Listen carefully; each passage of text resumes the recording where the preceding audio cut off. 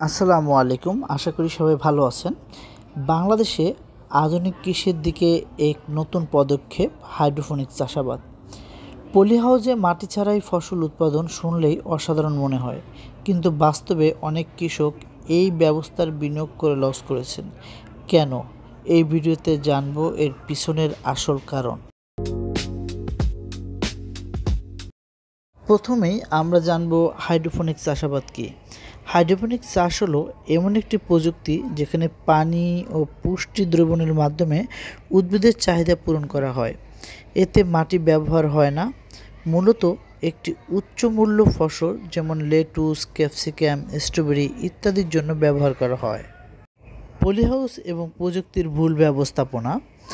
Hydroponic চাষের জন্য পরিবেশ নিয়ন্ত্রণ খুব গুরুত্বপূর্ণ, যেমন তাপমাত্রা, আর্দ্রতা ও আলো। কিন্তু অধিকাংশ কৃষক সঠিকভাবে পলিহাউস ডিজাইন বা কন্ট্রোল করতে পারে না, ফলে গাছের বৃদ্ধি বাধাগ্রস্ত হয়। আবার দেখা যায় যে ভুল ফসল নির্বাচন। অনেকেই এমন ফসল বেছে নেন যেগুলো মার্কেটে নেই বা যা বাংলাদেশের আবহাওয়ায় উপযোগী নয়। উদাহরণস্বরূপ, কিছু হাইড্রোপনিক ফসল খুবই সেনসিটিভ এবং স্বল্প পরিবেশগত পরিবর্তনে মারা যায়।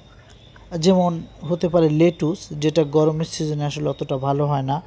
তারপরে হতে পারে ক্যাপসিকাম, যেটাও গরমের সিজনে আসলে অতটা ভালো হয় না।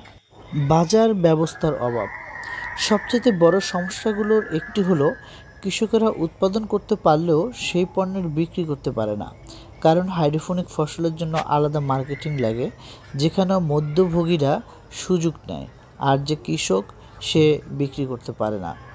তাই যদি একটা ভালো বাজার ব্যবস্থাপনা থাকে, তাহলে হাইড্রোপনিক চাষাবাদ করে যে ফসলগুলো উৎপাদন করা সম্ভব, সেগুলো দিয়েও আসলে ভালো একটা টাকা বা ভালো একটা লাভ কৃষকরা করতে পারবে। প্রশিক্ষণের ঘাটতি বা জ্ঞানের ঘাটতি। হাইড্রোপনিক চাষাবাদে অনেক টেকনিক্যাল। আমরা শুধু মুখে মুখে বললেই হলো যে হাইড্রোপনিক চাষাবাদ ব্যবস্থাটা, আসলে তা না।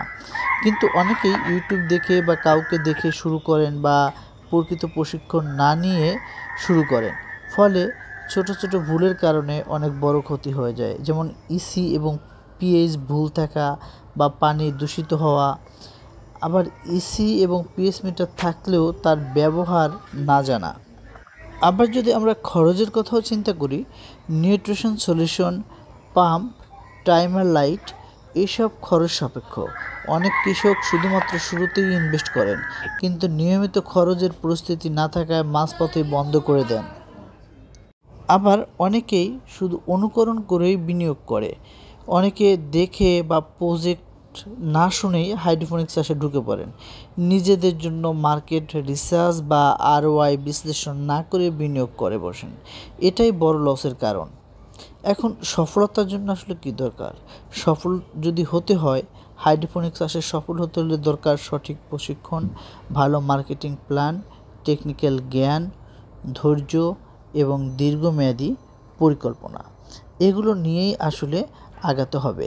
কাজ শুরু করার আগে ফিজিবিলিটি স্টাডি করুন, বাজার যাচাই করুন, প্রাথমিক পর্যায়ে ছোট আকারে শুরু করুন। হাইড্রোপনিক চাষ একটি সম্ভাবনাময় ক্ষেত্র, কিন্তু না জেনে বিনিয়োগ করলে এটি লাভের চেয়ে লসই বয়ে আনবে। ভিডিও ভালো লাগলে লাইক দিন, কমেন্টস করুন এবং আমাদের সাথেই থাকুন। ধন্যবাদ সবাইকে।